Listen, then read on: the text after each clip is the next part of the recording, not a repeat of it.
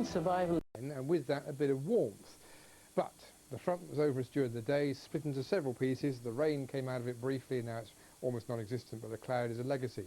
So we sit underneath a lot of cloud tonight, which will prevent temperatures dropping very much. There's still a breeze blowing through Northern Ireland and Scotland, but not as much as there was by day. Nothing that spectacular. But the temperatures tonight reveal something else. This 16 in this bottom right-hand corner compared with the 12 in Glasgow means the warm air's still down there, and humid too.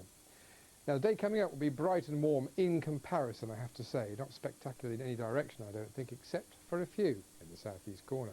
For most of England, it's going to be 14 or 15 to start the day. The cloud thickest in this bottom right-hand corner, where the humidity is still up. And with that, the evidence is some patches of fog in the Channel, which come back about as far almost as the Dorset coast, maybe just Hampshire.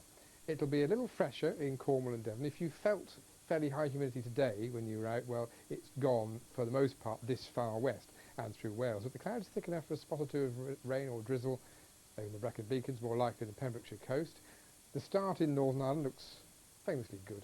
Bit of a breeze, admittedly, but sun's out. Same is true for Scotland, including over Loch Lomond, no more than 1 or 2 showers.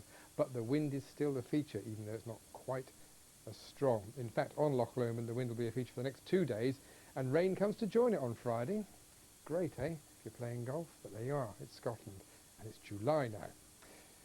For the rest of the UK, the picture on Thursday is benign. There's a lot of cloud, not much rain, a bit of warmth where you're lucky, and the warmth reveals itself again in the southeast corner with the highest humidity. But otherwise, 20 or 21, reasonably good. You get a bit of sunshine.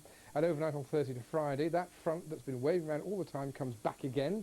So the humidity comes up to its south. The rain shows itself over Scotland, lasts until late Friday. Where it's warmest, it compares quite well with elsewhere in Europe. Now for England and Wales, that means a rise in temperature on Friday and a rise in humidity. Not too dissimilar to places like Paris at 30, Madrid at 36 or Rome at 35. Possibly it'll feel a bit more humid. But hey, so what?